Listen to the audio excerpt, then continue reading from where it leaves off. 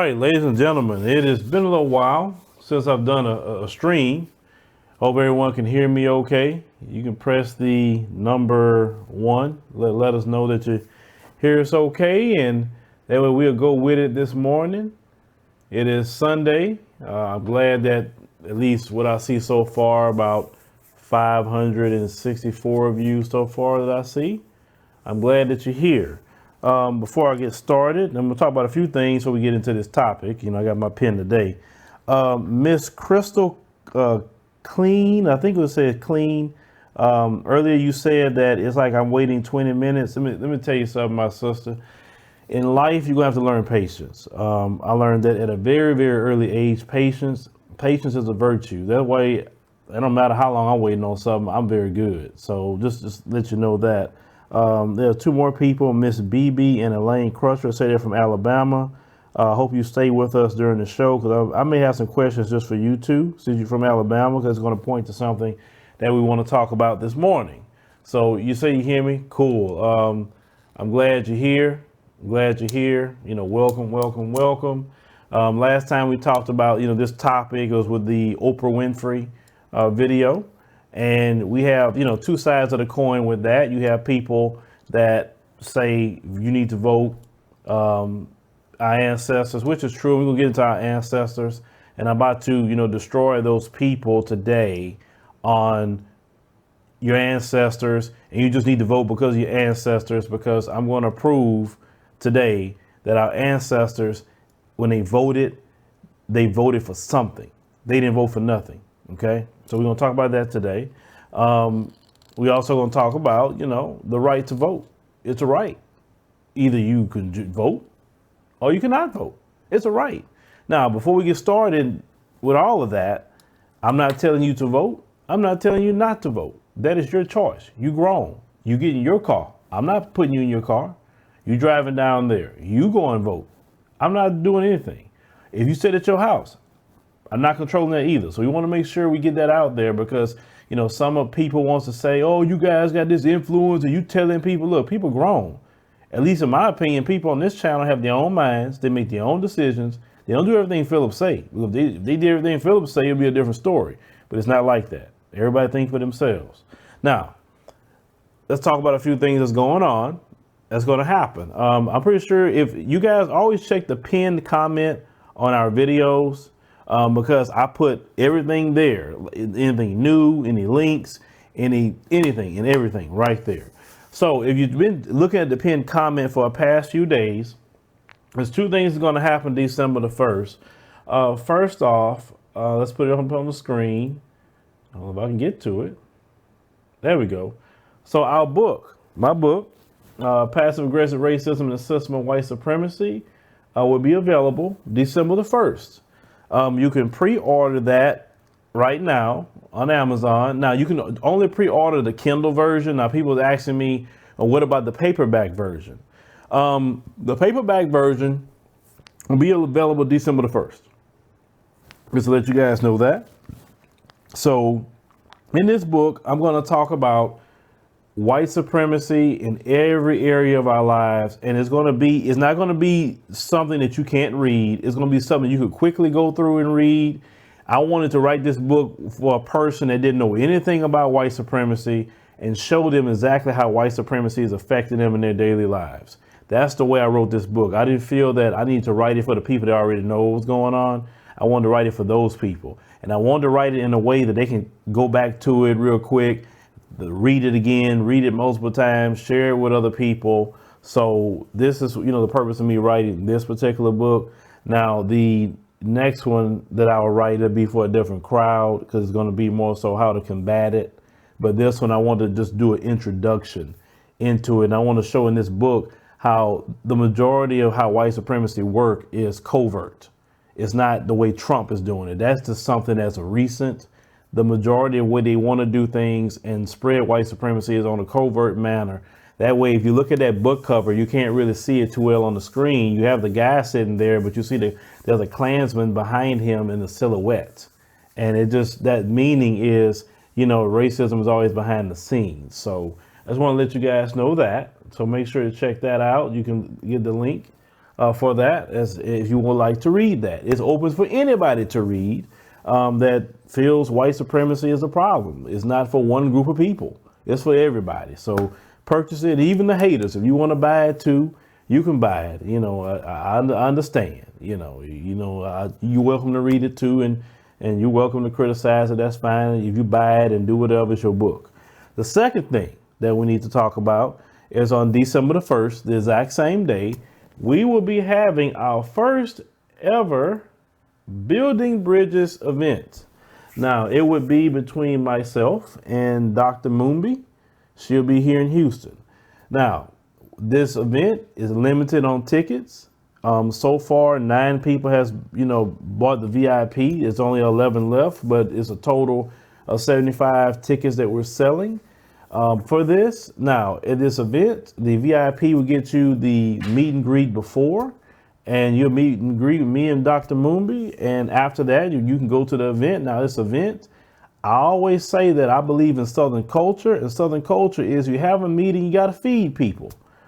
So any type of event I try to put some food in your stomach, something. I don't want you to come there and sit there and listen to us talk and you don't get no food in your stomach. So this is why we said this is a complimentary food that we will offer. It'd be some water, tea, and other things that, you can have. And so you get a little meal, you get to hear us, speak on, connecting back with Africa. We really want to speak about a lot of things there.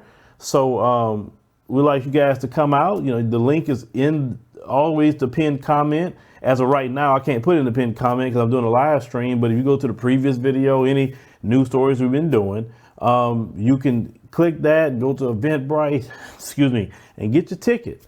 If the other tickets, you'll see the prices on there. And like I say, it's to just help us, with the cost of everything to put this type of event on. Next year, we plan on doing some touring in different cities.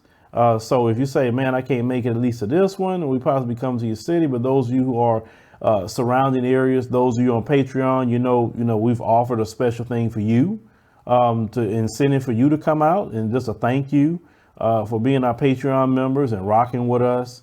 You guys know, if you don't know, and I'll say it publicly, I don't care because, people find out anyway. We have about, I think, 8 more rooms for you guys. So if you come from out of town, for our Patreon members, just let me know after you purchase a ticket, and we'll take care of that for you guys. That's limited as well. So I just want to thank you for supporting us and all the things that we've been through, and you still rock with us, after all the shenanigans. So, and we're going to continue to going into next year, do more things for you guys. Just to say thank you for your continued support, because it takes funds to do this. Like people saw us go to Politicon, and it takes funds. None of that's free. None of that's free. Taking a crew with you isn't free. You got to pay them. You got to pay for a videographer, editor.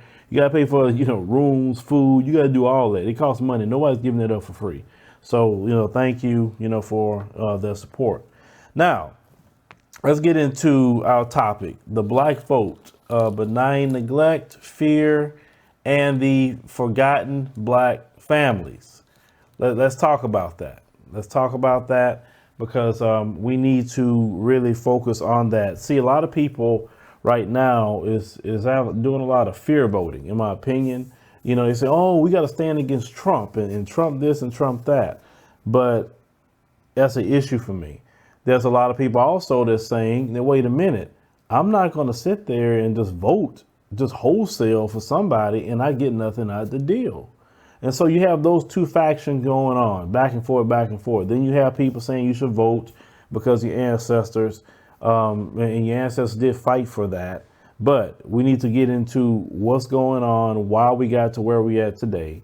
And we're going to speak on all those issues. So let's go ahead on and start talking about what we need to get on to just a little education for us a little bit today. Okay, so there's a man by the name of Daniel Patrick Moynihan. He was an advisor to President Nixon, but he was also on the Kennedy and Johnson administration. Now, this man is very important because this man wrote a report that based on the Negro Family. That, and if you haven't had a chance to look at that, it's very, very interesting.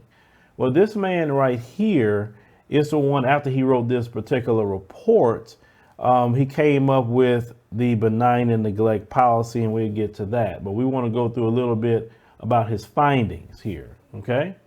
So they stated here, after the Civil Rights Movement, he focused on the black family. He believed that undue optimism about the pending passage of civil rights legislation was obscuring a pressing problem, a deficit of employed black men of strong character, which was, hey, black male unemployment. He understood that was a problem. That was an issue for the black community at large. So, we kind of just looking at this. He said he had to write a paper about the Negro family. Now, it was a government report. It wasn't supposed to get out to nobody, right? It was only supposed to be 100 copies, as you can see. And he wanted the rest of them locked up. See, he wanted 99 kept in the vault. He didn't want people to know about this report, okay? Now, he said the Negro family in his thing stated, he argued that the federal government was underestimating the damage done to black families by 3 centuries of sometimes unimaginable mistreatment, as well as the racist virus in American bloodstream, which will continue to plague blacks in the future. Now, part of that, he said that the Negro American has survived at all is extraordinary. A lesser people might simply have died out, as indeed others have. See, so they even know that everything they done to us, we should have died out, but we didn't die out. Because I tell people this, whether you believe it or not, we the people of God, God with us. That's why we ain't died out. He said, but it may not be supposed that the Negro American community has not paid a fearful price for the incredible mistreatment to which it has been subjected over the past 3 centuries. So he's stated that, the Negro family battered and harassed by discrimination, injustice, and uprooting in its deepest trouble. Okay, he wrote, said, while many young Negroes are moving ahead to unprecedented levels of achievement, many more are falling further and further behind. Out of wedlock births is on the rise, with them welfare dependency, while the unemployment rate among black men remained high. Now, he believed that at the core of these problems lay the black family structure mutated by white oppression. Okay, this man told them back in the late 60s that our family problems come from white oppression, not black men hating black women, not black women hating black men. It came from white oppression. Please understand that. These people know exactly what they did to us. They know. And then they sit there and then they try to turn it on us and say, you're the cause of your problems. They know exactly what they did. So scrolling down, there's just more little excerpts on the report. And I got the whole report here, and I'm going to actually look at an excerpt of their report just to talk to you guys about voting. In essence, the Negro community has been forced into a matriarchal structure, which, because it's so out of line with the rest of American society, seriously retards the progress of the group as a whole and imposes a crushing burden on the Negro male and, in consequence, on a great many Negro women as well. See, they knew what they was doing. They knew they were setting up by the oppression and design, setting up the single parent household in the black community and crushing the black man. Because if you crush the black man, you crush the community. You crush any man of a community. It doesn't matter, white, Asian, Hispanic, Arab, no matter, Native American. If you destroy the man, you destroy the community. No matter what you say or feminism says, everything in life has a role set by God himself. Whether you believe in God or not, I don't care. But everything is set by a role. And the reason why women in our community a lot of times are unhappy, they're upset, sometimes they could have an attitude because they're not doing things within the proper role. And you show me the woman in our community who has a husband and she's not dealing with the burden of what men deal with, she's happy. She'll have no problems. She'll have no stress. But all this was designed by white oppression. Now, he believed that this matriarchal structure robbed black men of their birthright. Listen to that. He said they robbed black men of their birthright, meaning black men are supposed to be the leaders of the house. Black men are supposed to take care of their family. And that is messing with nature. And this is why you have black men today screwed up. It's all due to the white supremacist system that's been done against black people. I'm going to get to voting, but we got to talk about this guy first before we get to voting. So he said the very essence of a male animal, from the bantam rooster to the 4-star general, is to strut, he wrote, and to form the black family and consequently the black community. In what would become the most famous passage in the report, Moynihan equated the black community with a diseased patient. He said, in a word, most Negro youth are in danger of being caught up in a tangle of pathology that affects their world, and probably a majority are so entrapped. Many of those who escape do so for one generation only, as things now are. Their children may have to run the gauntlet all over again. That is not the last vicious aspect of the world that white America has made for the Negro. So when we talk about our issues and problems, and we say it stems right back to white supremacy, every problem that we have centers back to white supremacy. They know it. They have put it out many times. But then they try to play games on you and say, it's your fault why your family's like that. It's your fault why the women and men argue. It's your fault why you have crime. They telling you right here, way back then, that they had the hand in it, and it's directly correlated from oppression, okay? Now, it said that despite its alarming predictions, the Negro Family was a curious government report that it advocated no specific policies to address the crisis is described. This was intentional because they didn't want to do nothing about it, of course. See, our good liberal friends, because he was a liberal from New York, letting you know that he was a Democrat. They will tell you all day long, yeah, you're right. White supremacy is wrong. Oh my God, white supremacy is wrong. I mean, I don't know what we're going to do. I don't know how to stop it. I mean, I know it's wrong, but I don't know what to do. See, and that make black people feel good. Oh man, I had a white person tell me racism is wrong. Oh my God, my day went right. That's not good enough. I mean, come on, you could say that, but unfortunately, because a lot of us have Stockholm syndrome, we will not accept black people telling us that, but we accept them, okay? So he has some ideas about it, right? That he said provide a government minimum income, establish government jobs program, bring more black men into the military, enable better access to birth control, integrate the suburbs, but none of those ideas made into the report. He said a series of recommendations at first included and left out. Then he later recalled he would have got in the way of the attention arousing argument that a crisis was coming and that the black family stability was the best measure of success or failure in dealing with it. Okay, so they said Johnson looked at the report first. He ended up talking about it before the media. And he said, for this, most of all, white America must accept responsibility. Johnson said, family breakdown flows from centuries of oppression and persecution of the Negro man. I want you to hear that. It flows from the centuries of oppression and persecution of the Negro man. If the black man is broken, the community is broken. If the black man is thriving, the community is thriving. We have to understand that. You rise and fall based off your men, period. And what this society has further done is try to raise up the woman over the man, but yet they don't do it in their own community. They refuse to. They won't do it. They're going to make sure the white man stays in the lead, but they want us to have a flipped kind of family when they know it's going to hurt our progress. And like I said, once again, this is why a lot of times the women are upset. The women are tired. The women, a lot of times they got kids, not having family. And because the men think that's okay, because in their mind, their birthright has been taken away. They don't know how to exist. A lot of black men, they're lost. This is why they always talk about a knowledge of self. And once you gain a knowledge of self, you won't be doing these things. These people have been working on us for hundreds of years to screw us up. So you right. I'm going to talk about them all day long in the area of white supremacy and what the effects has done to black people hundreds and hundreds of years later, even after slavery. OK, so it said it flows from the long years of degradation and discrimination, which have attacked his dignity and assaulted his ability to produce for his family. Think about that.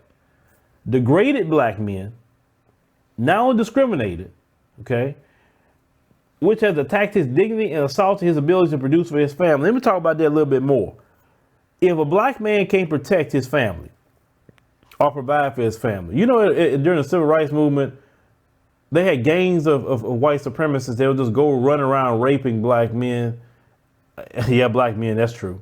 But mostly a lot of times black women and black girls.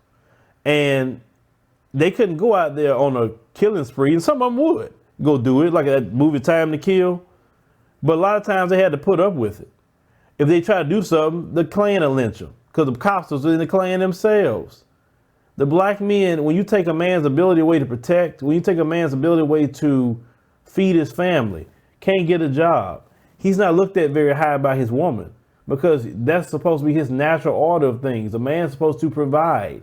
And this system has tried to stifle black men from providing for their families. This was all done by design. So when you try to compare the black man, why you ain't like the Asian, you ain't like the white, because they wasn't targeted for degradation, discrimination, and they didn't have their dignity attacked and assaulted their ability to produce for their families. They came in off of the deaths of the black men and black women later on, these other immigrant groups. And they have their families intact and their religion intact and their culture intact. But the black man and woman, for sure, we both suffered, but they target black men. This is why on jobs, they rather hire a black woman over a black man. Not to say that they're smarter, but because black men are the threat. Black men is the competition. Black men is the one I feel inferior to. This is why I have to usurp supremacy, because that black man does something to me and that makes me feel insecure. So I don't feel bad about hiring a black woman because that doesn't directly challenge me. That's why they do this even in corporate America. There's a lot of smart brothers out there with degrees right now, IT, accounting, can't even get a job. And then if they do get a job, they got to shuck and jive to have a job.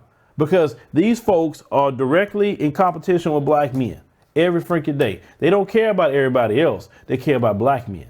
They rise and fall off of what black people do. It's just that simple. So that's why it's so invested to lock the black man up in jail.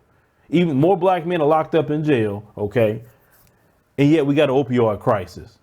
The opioid crisis affecting white folks is 3 times, maybe 5 times worse than the crack epidemic. But why is it the jails isn't full of white folk? I ask yourself that question. Why is it they haven't taken over as the majority of people in jail?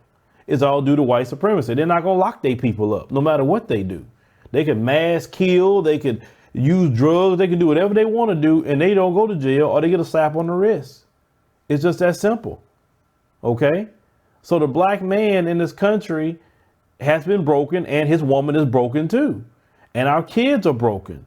And that's why we have all these problems. It centers back to white supremacy. That's why I don't even want to get involved with videos that saying black men doing this and black women and why this and we can't get along and we this, like say, but we fighting each other. We were one of the victims. We're not looking at the perpetrator. If we stop doing that and focus our energy on the perpetrator, then we could actually fix our families for once and for all, right? So as we just kind of scroll down a little bit, they say, of course, the press did not generally agree Johnson's speech as a claim of white responsibility, but rather as a condemnation of the failure of the Negro family. Now, see, this is where fake news comes in, okay? The man clearly stated who's the responsibility of messing up the black family, because black family is important. It's in this part of voting too, right? So he said the media took it as a failure of the Negro family life. Fake freaking news. These people have been waging fake news on black people ever since we've been here. They have started so many race riots off of fake news. These people are dangerous, and I'm so glad today that we have our own ability to put out our own stories and our own narratives. That's why, those of us who's doing that, I always say support them. I support other people who's doing the same because I know the importance of that. Okay? So the media did not like this at all. Now, they talk about, something that happened here, like, there was I thought this was interesting. It said a week earlier, the drunk driving arrest of Marquette Fry, an African-American man in Los Angeles, has sparked 6 days of rioting in the city, which killed 34 people, injured 1,000, and caused tens of millions of dollars in property damage. And they talking about crime. And so like I said, man, they did one arrest and it set the city off. But LA always been known for that. Okay. Now, let's get to the part of it. You could read that and I'll post that another time. Let's get to the part about voting. Because I just want to give you a little history of who the guy is, kind of what he was talking about here in relation to black people, okay? And we'll get to that benign neglect too. So, in that report, as you can see here, they said the major events of the onset of the Negro Revolution are behind us. The political events were three. First, the Negroes themselves organized as a mass movement.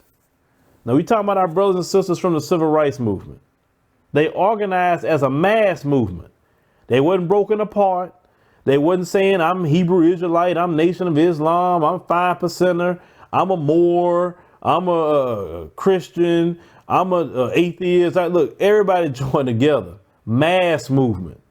Not everybody agreed, obviously, but it was a mass movement. Their organizations have been in some ways better disciplined and better led than any in our history. This is what they admitted by black folk. They have established an unprecedented alliance with religious groups throughout the nation and have maintained close ties, hold on, wait for it, with both political parties and with most segments of the trade union movement.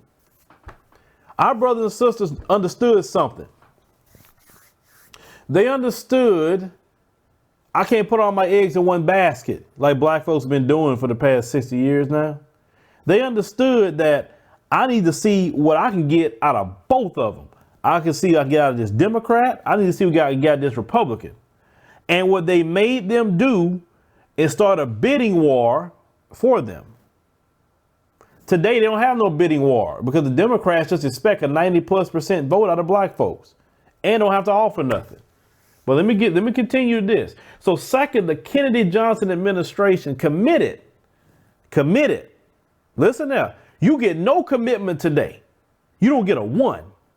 You can't get one politician, even a black one, to give you a commitment. But some of y'all want to talk about our ancestors in the civil rights movement like you have a right to talk. That's why I hear y'all talking like that. Say, man, y'all need to be quiet. You don't even know your history enough to be talking against the civil rights movement. Have they done things I don't agree with? Maybe some, but who am I to talk? They done a whole lot more than what we doing as a group today. Okay? So they got a commitment out of the Kennedy-Johnson administration to the cause of Negro equality. They made them commit to something. They made them commit to a black agenda. They made them do this. Oh, we can't do that, Phil. Well, it will let a black person get in and they'll secretly do. No. And last time I checked, Kennedy and Johnson were white. They wasn't black. It doesn't matter about the color of the politician. It's about your movement. It's about being politically motivated to know what you want. Right? They say this had never happened before. Third, the 64 presidential election was practically a referendum on this commitment. If these were terms made by the opposition, they were in effect accepted by the president. So the 64 election was about black folks. What are we talking about today? Immigration. Black folks not even talked about. And that's, so let me scroll down here. Okay. So let's talk about our brothers and sisters here. Let me tell you what they done based off of their political motivations and having a black agenda. The administrative events were threefold as well. First, beginning with the establishment of the President's Committee on Equal Employment Opportunity. Now think about that. Because they got a commitment to the black agenda, they got them to form a committee on equal opportunity, right? Equal, EEOC we have today. So it wouldn't be for black people, we wouldn't have that. You see, they didn't give their votes away for free. They didn't give their support away for free. They demanded something. They said, no, you gonna do something. And they went to the Democrats and they went to the Republicans. They went to both of them. They played the game for how it was. Today, we ain't playing the game. That's why we don't get nothing. So they got an equal employment opportunity. And on the enactment of Manpower Development and Training Act of 62, the federal government has launched a major national effort to redress the profile imbalance between the economic position of the Negro citizens and the rest of the nation that derives primarily from the unequal position in the labor market. Second, the Economic Opportunity Act of 64 began a major national effort to abolish poverty, a condition in which almost half of Negro families are living. Third, the Civil Rights Act of 64 marked the end of an era of illegal and formal discrimination against Negroes and created important new machinery for combating covert discrimination. Listen to that word, covert. That's why I talk about in my book, covert, because it happened today. Covert discrimination and unequal treatment. Okay, now the act does not guarantee any harassment in matters such as voter registration, but does make it less or more incumbent upon government to take further steps to thwart such efforts when they do so. All right, then we'll get to benign neglect next. Let me get back on screen. So what have we learned about our brothers and sisters in the civil rights movement? What did we learn based on this white man? We learned that they had a black agenda. No one was telling them, well, we should just be happy to vote. No. And matter of fact, they didn't even have a Voting Rights Act yet. And they got an agenda out of them. A commitment. Before we had websites, a commitment out of them. They played both sides of the aisle. They talked to Democrats. They talked to Republicans. They had a mass movement. They wasn't separated. And they made a lot of steps to make change that we still see today. And we are enjoying as black people and other groups that came in off of the backs of our brothers and sisters who have fought and died for the things that has been created. You wouldn't have a civil rights bill, okay, if it wasn't for black people fighting and understanding that you need public policy and laws put down, not lip service that, oh, racism is bad. We need prison reform. Nope. But yet they say all that mess to you, the Democrats. And then what happens? Well, how are we looking? Okay. You run out and go vote out of fear. Oh, this racists are in office. Man, back then they had freaking Bull Connor and all these other people that was running around. And yet they still fought. You vote out of fear because, oh, Donald Trump. You think he created racism or something? I like Trump because he's upfront with it. I respect any racist that's upfront. I can sit down and have a conversation with them about situations because they are upfront. Look, we don't like you. Oh, hey, I'm good. I don't like you either. So what conversation we need to have? Don't act like you my friend and then go behind my back and you talking just like Trump. At least Trump, the reason why a lot of folks in his community don't like him is because he's not supposed to be doing it like that. He's supposed to be nice in front of people and then go behind the scenes and talk like that about black folk. So you vote out of fear today. And then you say it's for our ancestors. But see, that's why I had a problem with Oprah and trying to tell people, your ancestors, my ancestors fought for something. My ancestors got laws changed. Rosa Parks didn't sit on that bus for nothing. Today, y'all just be happy to sit on the bus. Y'all probably been cool sitting in the back. At least we can get on the bus. I mean, before we couldn't get on it. My ancestors couldn't get on this bus. Rosa Parks and what she did sparked the Montgomery bus boycott that lasted over a year. And they got a law changed out of that because they knew to hurt them in their pocketbook. That's why I don't like to hear people disrespecting the civil rights movement and you not doing nothing equivalent to that or even more. And you have more money. You have more opportunity to organize, way more than they ever did. They didn't have no social media. They didn't have cell phones. They didn't have it where they can just be in different parts of the world like this. They weren't even connected like that, like we are now. One message can go out to millions of people now. And yet, what do? What laws are we getting passed for black people? Everybody getting a piece of the pie but black people. And we the one fought for them to get a piece of the pie. But you cool with just voting for no reason.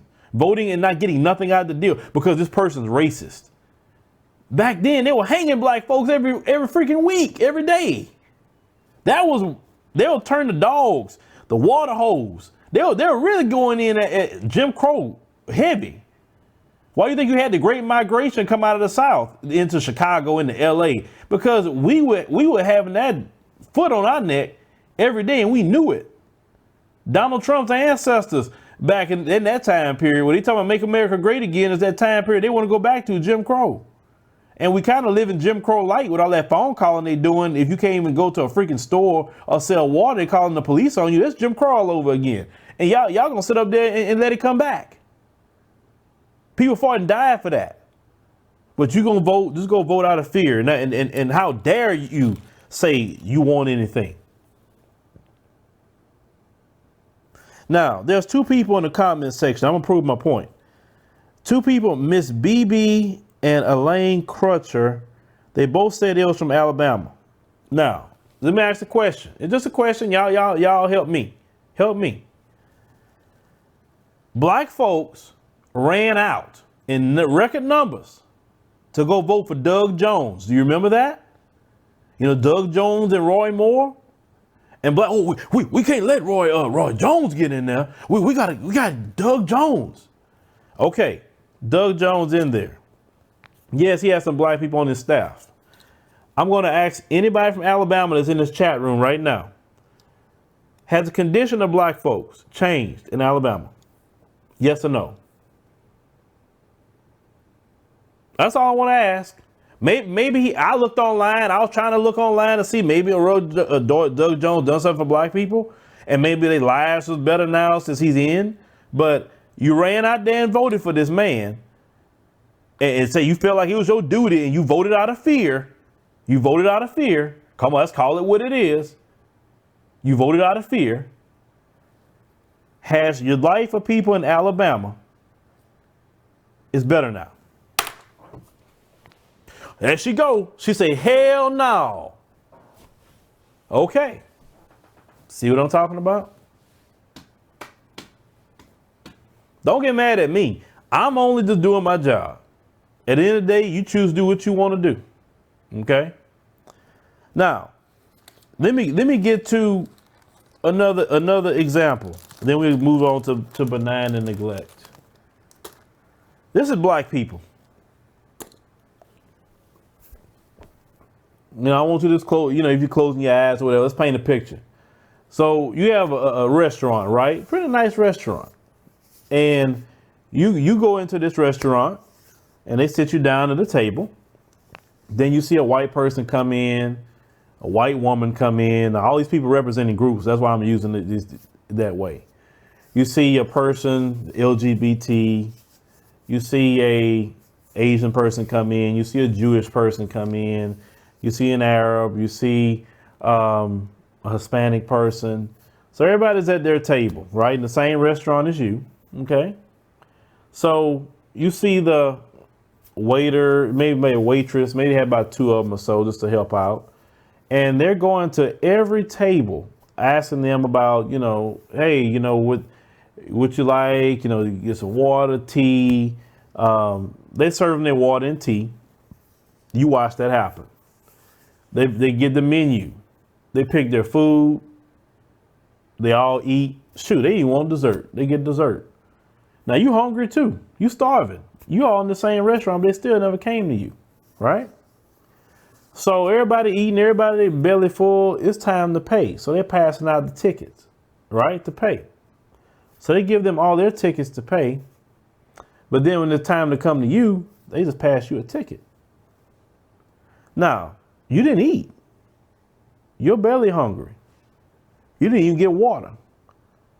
But what you do is you get in line with everybody else and you go pay that tab.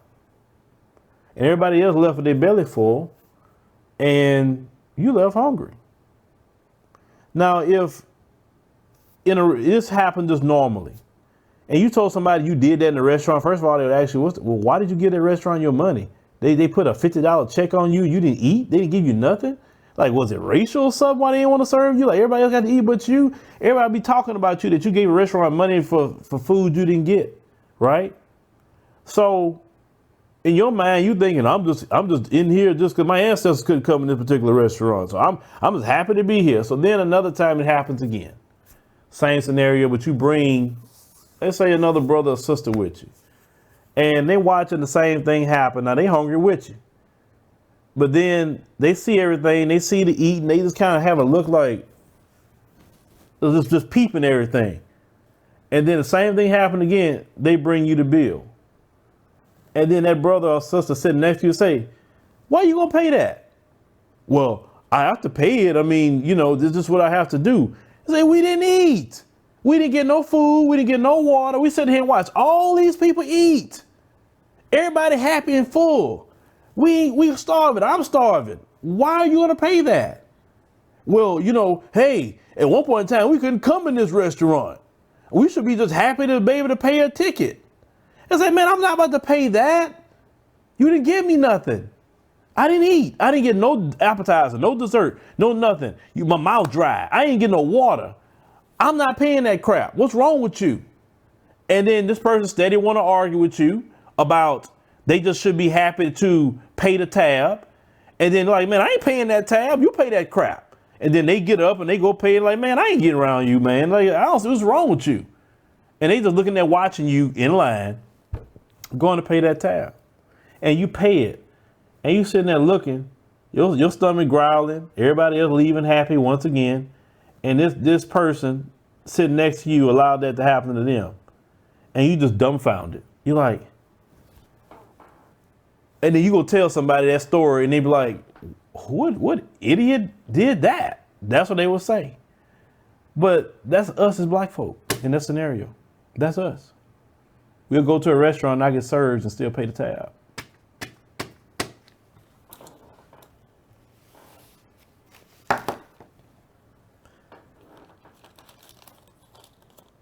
But you need to pay the tab because, you know, the owner may be racist.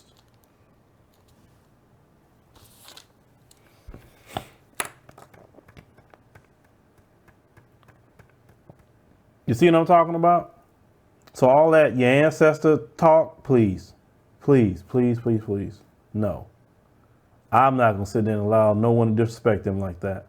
They'll be ashamed of what we're doing now. And I say we because we are a collective. They'll be ashamed of us. They'll be saying, what the hell's wrong with y'all? Y'all supposed to pick up the baton and keep going. Y'all put it down and then get things changed.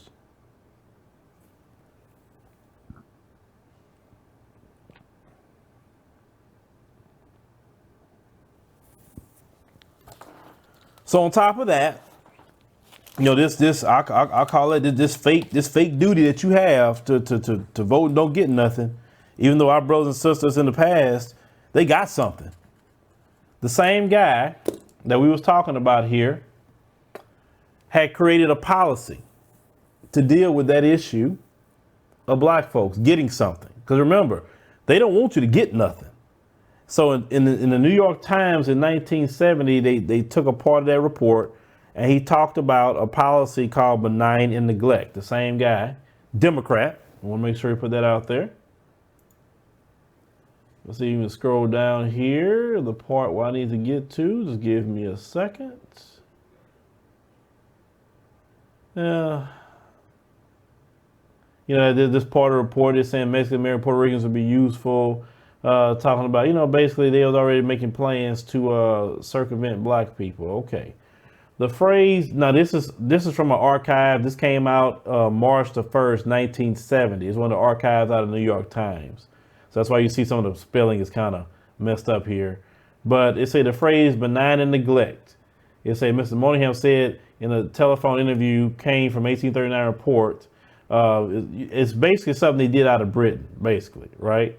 So what he was saying was that the more we discuss the race as an issue, the more people get polarized, the more crazy racists on the left and maybe crazy racists on the right shout and yell, and make these things seem so much worse than they are. Sorry, guys, I was supposed to switch. Sorry. And he said that when in fact the 1960s have been a period of enormous progress. So he said, if we get the Maddoxes, which is Governor Lester Maddox, and the Cleavers, Elvis Cleaver of the Black Panthers, to shut up or pay less attention to them and really try to solidify the gains of the 60s, making absolutely certain they are not lost in the readjustment after the Vietnam War. We may look up at the end of the 1970s and say this kind of worked. Now, if you look at today, that's exactly what worked. Because if you're going to talk about black people, you have to discuss the race issue. Because black people deal with that issue daily. Racism is permeated in the foundation of America. America don't know a day without racism. It doesn't know a day without white supremacy. This is America. So that benign neglect. Now you remember when you guys, I showed you guys that memo, and let me see if I can put that memo up for you guys here. Let me, I know I have it from the DNC that came out a few years ago. Let me pull it up. Just give me a second. Is it here? No, it's here. No, wait a minute. Just give me a second. A few years ago, they talked about do not give black people any concrete policy. Okay, let me see. I think this one is it. Let me just make it a little bigger so you guys could see this. Okay, at the bottom right there, it said, don't offer support for concrete policy positions. The same thing. They say if you're approached by BLM activists, campaign staff should offer to meet with local activists. Invited BLM attendees should be limited. Please aim for personal small group meetings, right? So that's what they were saying. Listen to their concerns. Don't offer support for concrete policy positions. That's what they were stating at that time period. Now, they even told the talking points. Let me get to that. Talking points that they had for the media. And this is why they still say these talking points to you now. They said, don't say all lives matter. Mention black on black crime, right? They said these views are as red herring attacks.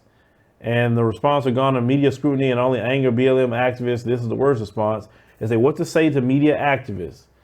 Many communities in America feel unfairly targeted by police. It's an issue that requires addressing, as evidenced by the DOJ Ferguson report. Explore reforms to officers to ensure officers are properly trained and don't infringe on citizens' rights.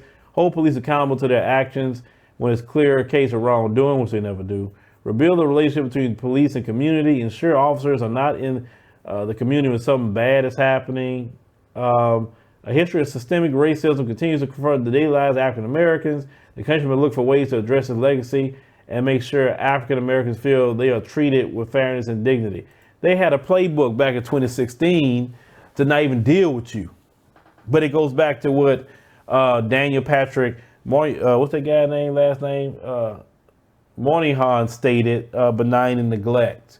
And so that's what they still do to you to this day. That's why you would never get a black agenda, because you're not playing the game right. If you want to play the game right, you got to go back to what worked. And what worked is you got to play both sides of the aisle. You can't just play for Democrat. Listen, at the end of the day, you have to understand power. Who cares if someone's racist? Let me ask you a question. If on your job, right? If you know your boss has some racist tendencies, let's say they have racist tendencies, but you working there. Maybe they got your black behind working there because of affirmative action. Hey, black people fought for that too. But yet everybody else got to come into this country and benefit, and white women benefit more of affirmative action than any other group. They wouldn't have jobs themselves in corporate America. It wouldn't be for black folks. Everybody benefited off of black folks movement. So you got this boss and you need a raise, right? You want a raise. And you feel like you need to go in there and tell him you need a raise, or her, you need a raise. Now, would you not go in there and fight for your raise when it's time for you to get one? Just because you may say they racist or whatever? Or you just sit down and say, I ain't gonna say that because they racist. Last time I checked, most people will go speak up for their bag. Last time I checked. I'm like, I don't care if you're racist. I don't care what you are. This is business. I ain't got to live with you. And black people, you got to stop getting into this wanting people to like you crap. You got to get out of emotion. If you guided by emotion, that's what destroys you. You have to be calculated and cold. If you want to be emotional with your children. Be emotional with your husband, your wife, your boyfriend, girlfriend, whatever, immediate family, your community, fine. But you don't be emotional in business. It's no emotional to it. I don't care if Donald Trump said that black people are stupid or black people won't vote for him or black people got poop hole countries. I can care less. If I can get Donald Trump to sign something to help my people, I sure would approach him. I don't care what Trump got going on. All I want is what I want for my community. If a Democrat gonna give me what I want, I'll go approach them too. But they went to both sides. So it's change the game, because of this 90% Democrat thing that we're doing is why we're sinking further and further in the hole. And because of a person's racist, who give a crap? This country been racist from its inception. You've been living all that time. So get over that part. We deal with the white supremacists as they come up, but we need to, as black folks, play the game the way our ancestors played it, and they got results. They got laws that you still benefited from to this day. Fair Housing Act came under your ancestors. You benefiting from that to this day. And I know they're trying to mess it up, but you still benefiting from that. Play the game. So when it comes to me, I play the game well.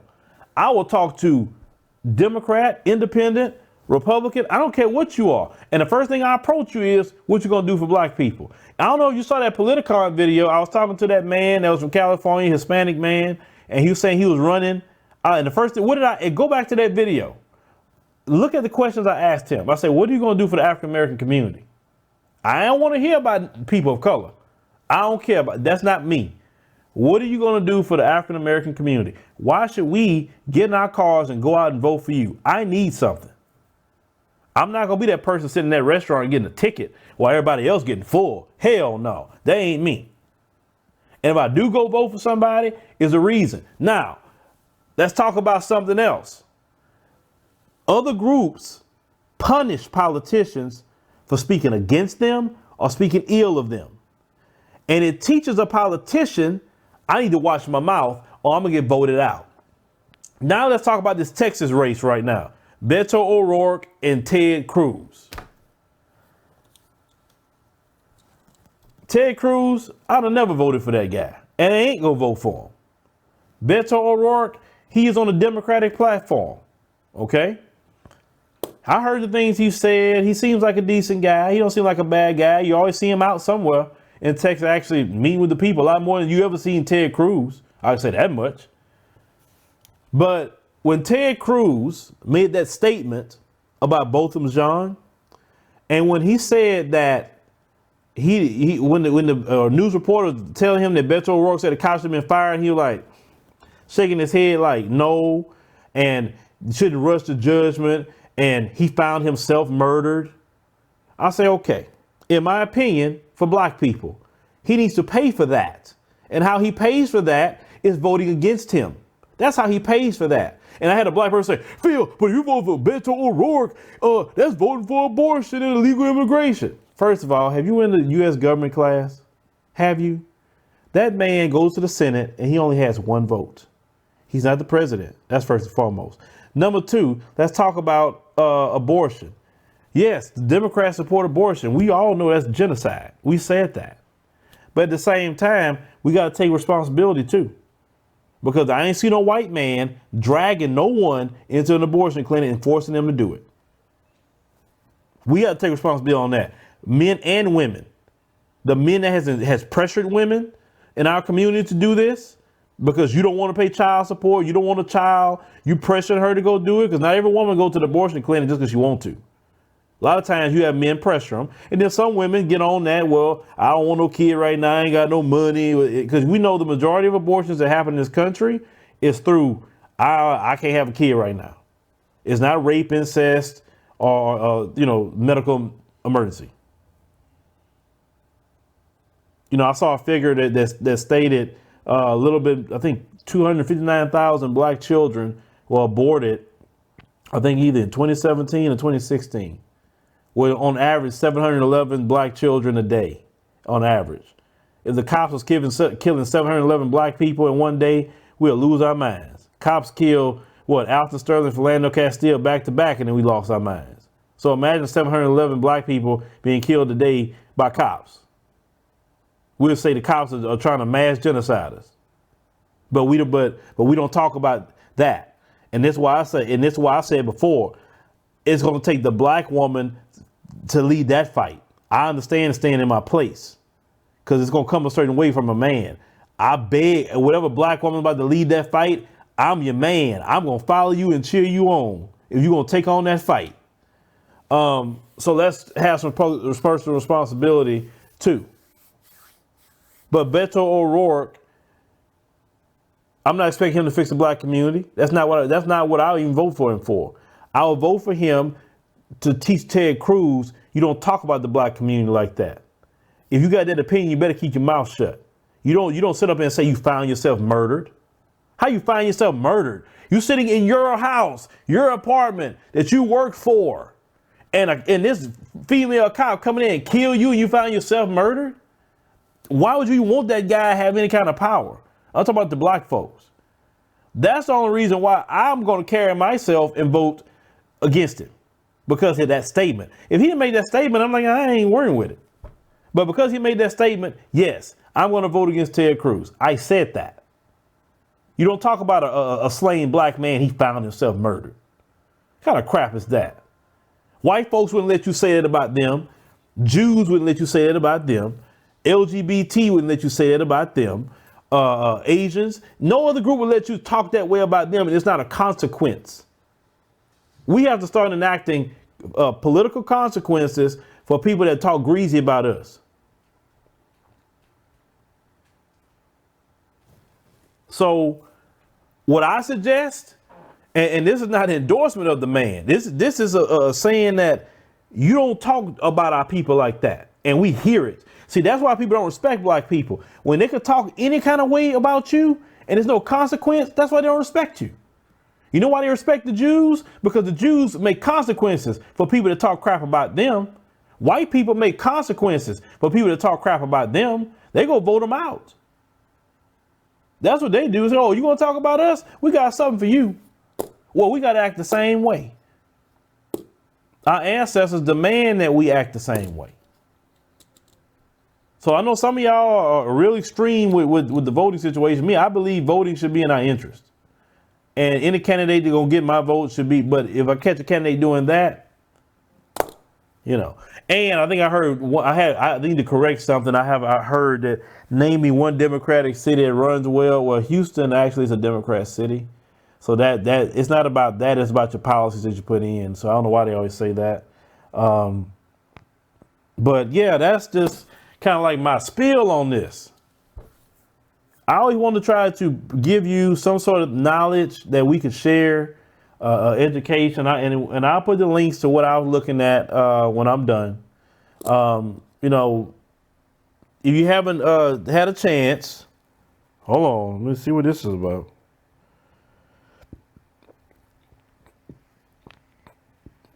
All right, if you haven't had a chance, make sure you get our go to our link, and we'd love to see you at the Building Bridges Conference. We'd love to see you there. I love to meet with you guys and you know, bond with you. And like I said, I want to get out there a lot more and do more things. You know, being behind the desk is great, but I like being out. I enjoy that. So, and meeting with the people to me is awesome. I love how the community, you know, they come up, they happy. I'm happy to see them. It's just awesome. The thing is, I'm saying all this because I care about you. Okay. Don't let no other group come in and fearmonger you either. Well, you gotta vote. No. You just mad because Trump is hurting you right now. If Trump wasn't hurting you, you wouldn't care what Trump is doing. That's the only reason why you trying to pressure black people. And black people, do you know how insulting it is what they do to you? Why is it that only you? Think about what I'm about to tell you. Why is it only you? They tried out celebrities. They tried out former presidents to talk to you to vote. Do you see a bunch of white celebrities going to doing holding these rallies, trying to talk to white people to vote? Or what about a bunch of Jewish celebrities? Or what about a bunch of Hispanic celebrities, Asian celebrities? Someone that's LGBT that's a celebrity. Do you notice they don't trot them out to talk to their groups? They only do that for you. Now, why is that? Why is that? Why is it they feel that you're only led to do something if a celebrity tells you to do it? That's not really respecting you. Because they know good and well they don't have no policies for you. So they're trying to get, because American culture is, oh, we so worship celebrity, let me come in and have this celebrity, and maybe they get so caught up in that. And that's why Hillary was with Jay-Z and Beyonce. Yeah, get out and vote. Because they was hoping that their influence will get you to vote for nothing. And black people were smart in that election.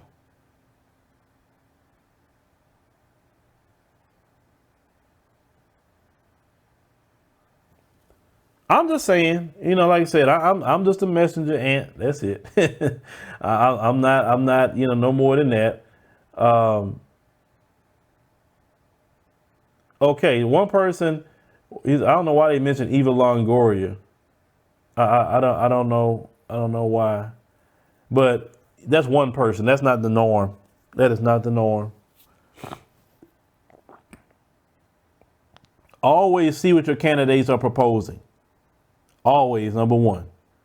You have to respect it. I'm not going to disrespect my ancestors and not get nothing. I'm sorry. I'm not going to do it. I know my history.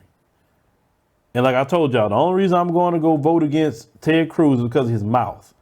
He's not going to talk about black people like that. Find yourself murdered.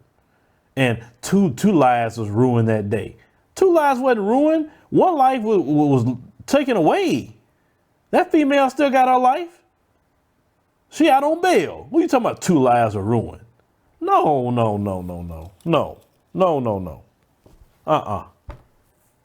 And your local elections, get involved with local elections.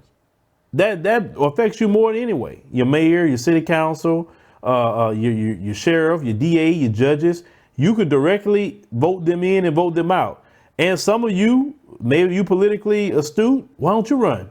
You could run too. And sometimes running in certain cities, especially smaller cities, don't cost much to run. Like versus your bigger cities like Houston and LA and so forth. Get involved. Your city or your school board, get involved. You have to, because we have to get involved too. We can't just sit around and wait for somebody else to do it. And I tell people, even if you move to Africa, you still need to get involved with politics. But then you'll have what's going on in Africa now. All these leaders that's selling you out because you're not getting involved with politics. So no, you got to get involved with politics. Politics is a way of life. If you don't do it for you, do it for your kids. What kind of world do you want your black children to grow up in when you're gone? You're not going to be here forever. Do you want them to endure what you're enduring, or you want them to have a better life?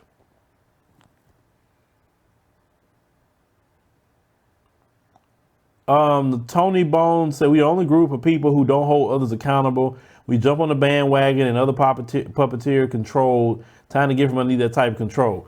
Yeah, and like I said, I am not against any black person who's running for public office, but I question them. Like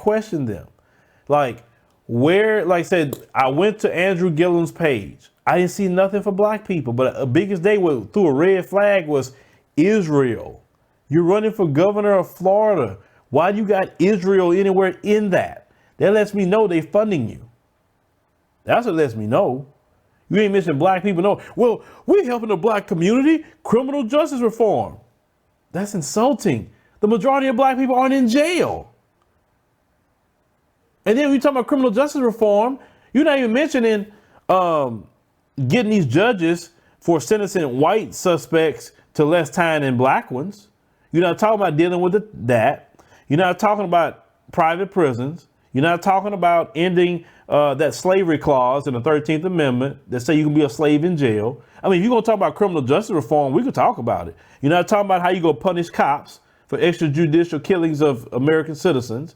I mean, we're going to talk about it. Let's talk about it all. But see, they don't do that. They don't want to. Well, we need to have some better training. The cops are trained well. Trust me. The cops are trained very well. Yes, they are.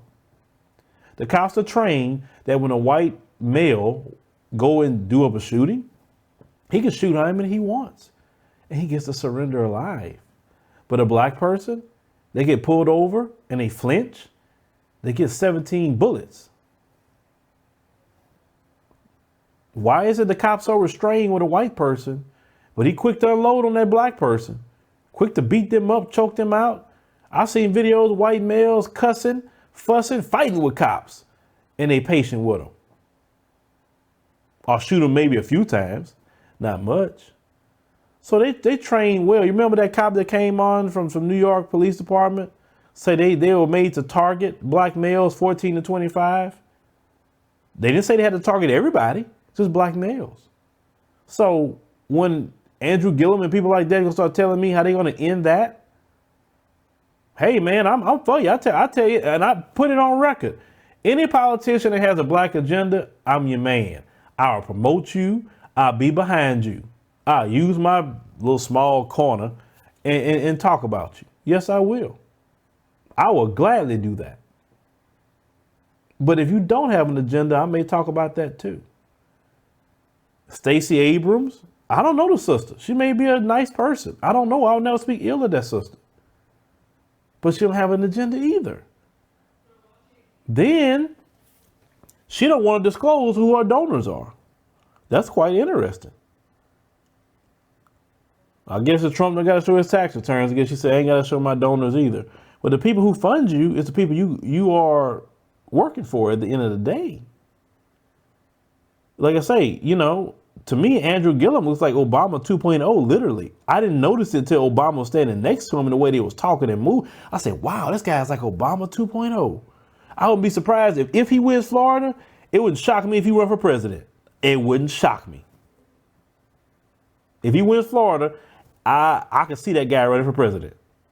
His movements, how he moving, how he talking. And if he runs for president, let's say if he do, he probably could beat Trump. I think he could possibly. Because people going to vote, number one, people pissed off, so there's going to be more people voting for him just because it's not Trump. Then he going to get the black vote, that's for sure. No matter what he promises, he going to get it. I don't know. To me, Andrew Gillum is like Obama all over again. I'm just saying. Yeah, of course a lot of black people going to vote for Gillum and Abrams. I know that. I'm not telling them not to. I'm just talking about, agendas. If you want to vote for the brother and sister, I'm not telling you don't do it. I will never tell you not to vote for people. You're grown. Who am I to tell you who to vote for? Only thing I can tell is who I'm going to vote for. And I'm not in those states. So I don't have no dog in the fight. I can only talk about the state I'm in, Texas. Yeah, people say that I should get into politics. I get that. But, just based off me going to Politicon, they're not ready for that. They're not ready for that because I'm talking about black people. Don't give me people of color. I don't want to hear no people of color. Look, going into 2019, people of color, that term, that got to go. And black people need to cut that out. You're not going to call us people of color in the area of politics.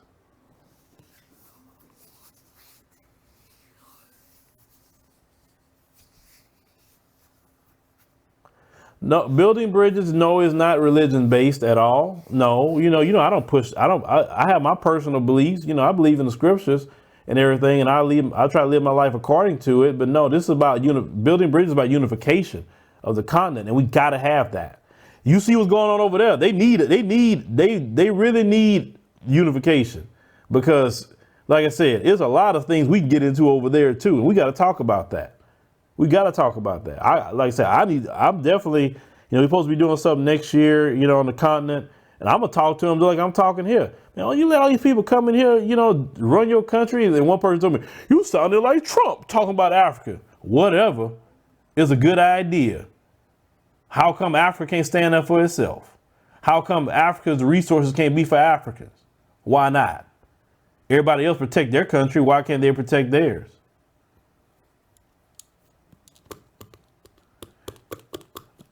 No, you say we are the expendables because you choose to be.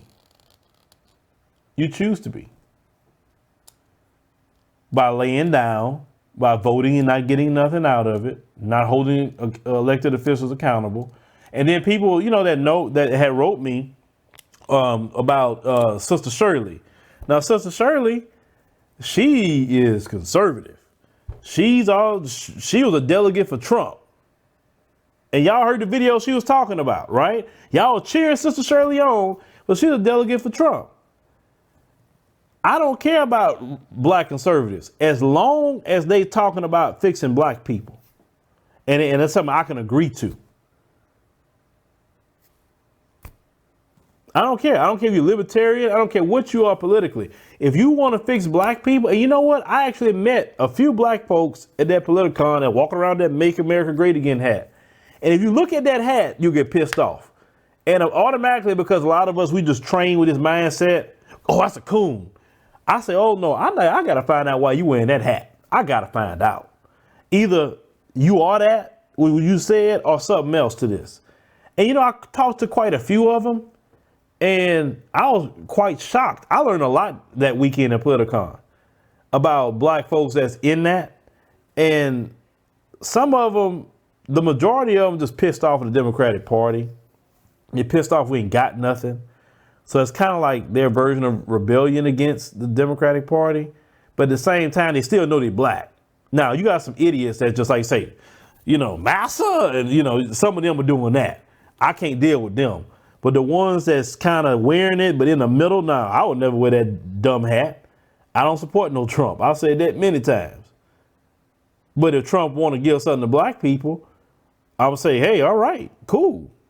And the thing is, I told people, black folks can actually get something out of Trump because he's a narcissist. It's so easy to get something out of him because he's a narcissist. All you got to do is play on his ego.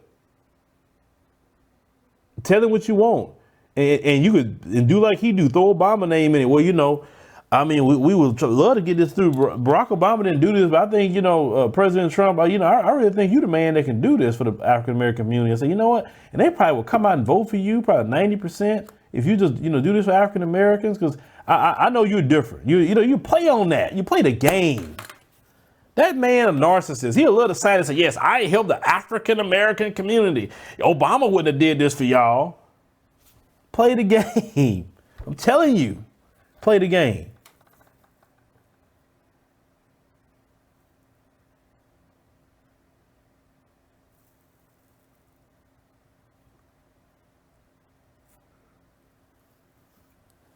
I'm not getting into all that DeSantis and the Gillum. That's not my choice. That's not my choice. And then let's talk about immigration. The only thing that the governor could do is stop sanctuary cities. Yes, he can stop that. But when it comes to immigration, that's a federal thing. You should get more into that argument when it comes to your president.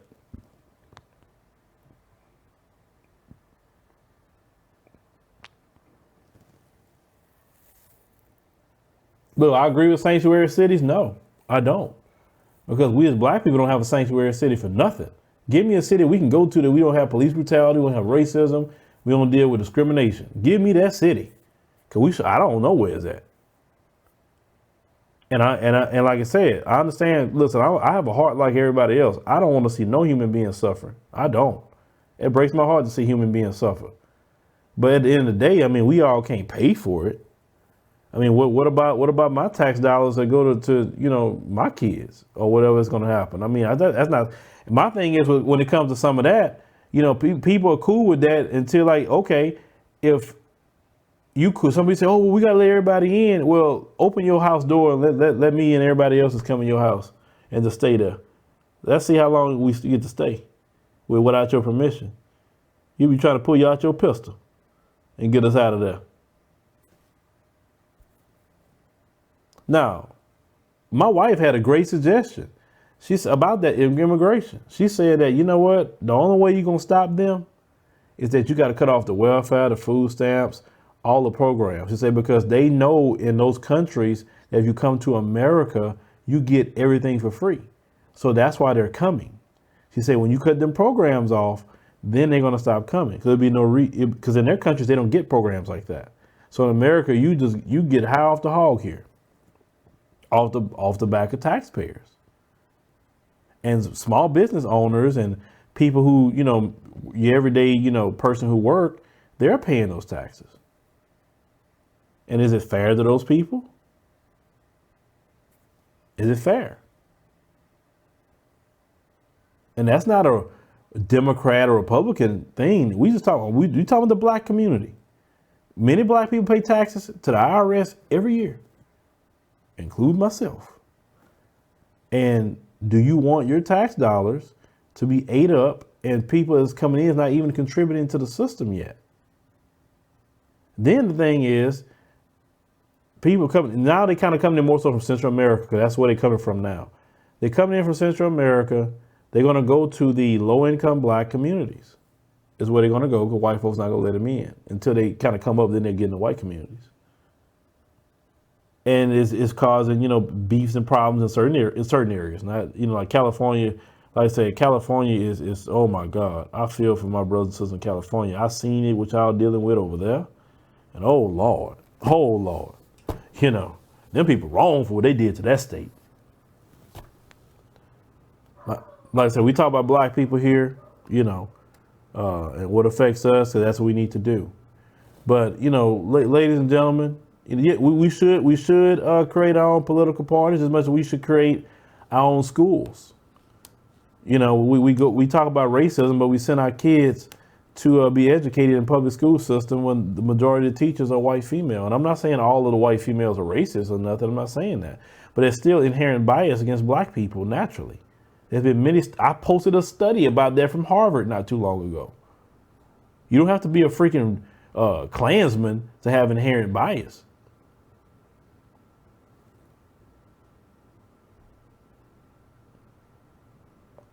Like you say you can get out and work 2 jobs, then these people can do the same. Well, I'm not saying they're not working jobs. They're coming over and getting jobs, but we talking about getting on the system. Getting on welfare, food stamps, that still costs money.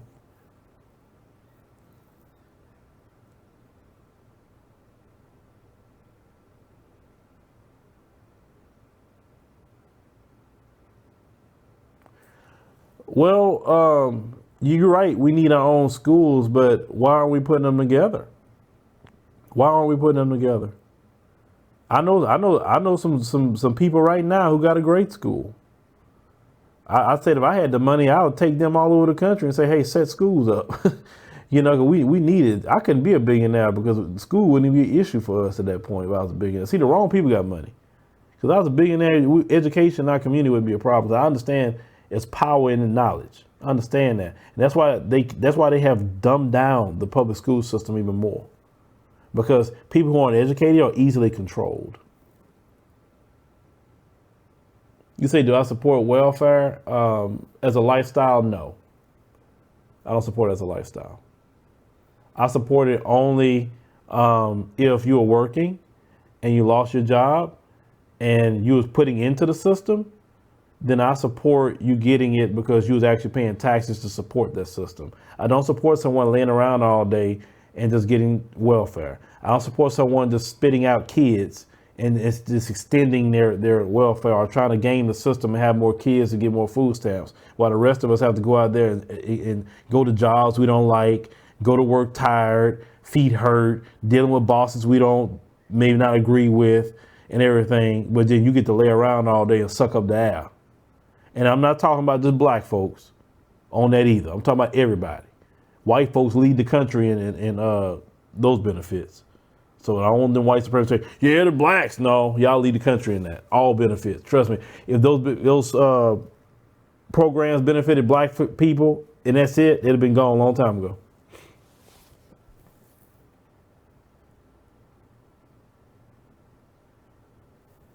Well, you say you want white folks want us to learn about their history, not ours. Well, of course they want you to learn about their history because they're indoctrinating you into white supremacy. Like, how would you think they're better than you if they don't indoctrinate you into their conquest and how they killed people and took over and how they did this and did that? They don't want you to think well of yourself. I mean, why would they do that? They wouldn't be good white supremacists if they, come on.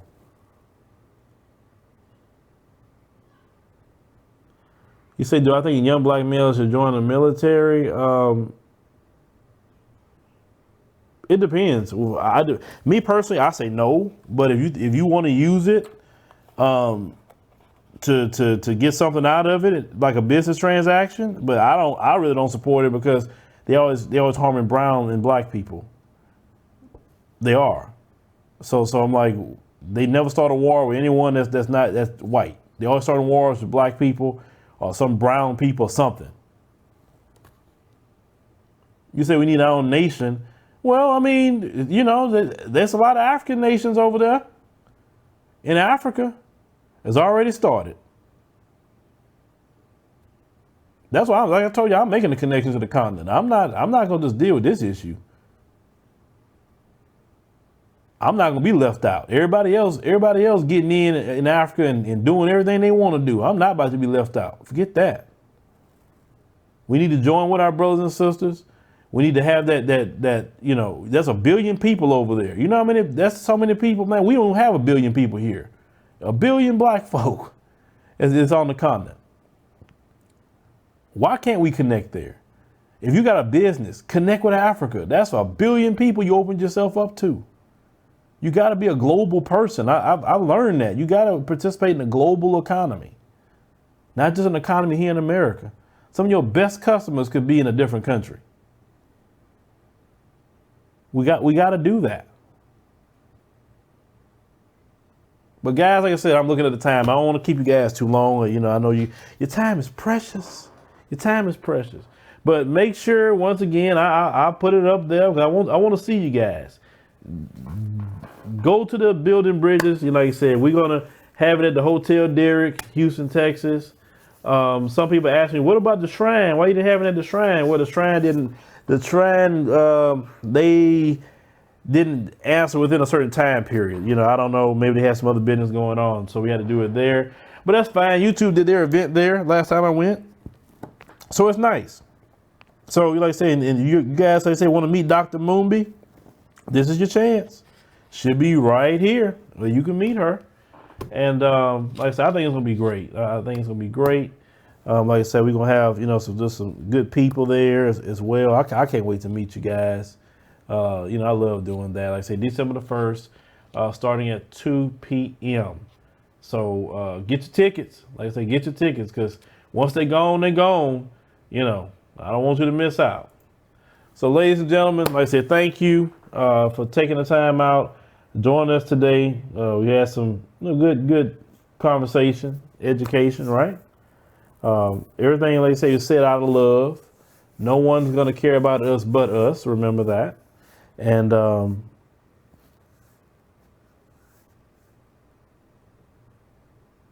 okay, Jawan Walker. Well, I should be able to see you at the event then. If you got the time to hear what we got to say, Jawan, I need to be meeting you, brother. If that's you know, some of you'll say you want to come out of town. Hey, we definitely, you can stay at the same hotel as well. You know, it's great to be right there at a hotel, so you don't got to be driving somewhere else. You could stay at the Hotel Derrick that one day if you want, and then go to the event. I mean, so it's real easy for you. It's not that hard. Oh, so you did 4 and dipped out? I heard of that. I heard of Dr. Harnett Hannett. I heard of that. I need to find out more about her. I do need to find more about her. Okay, guys. Well, like I said, thank you for listening. I'll put the links up as soon as this is done. And we'll see you on the next upload. We got some news stories. I know Drake was racially profiled in Canada. So that's interesting. We will talk about that probably tomorrow morning. It don't matter who you are. It don't even matter if you got a white mama. They still gonna consider you an N-word, right?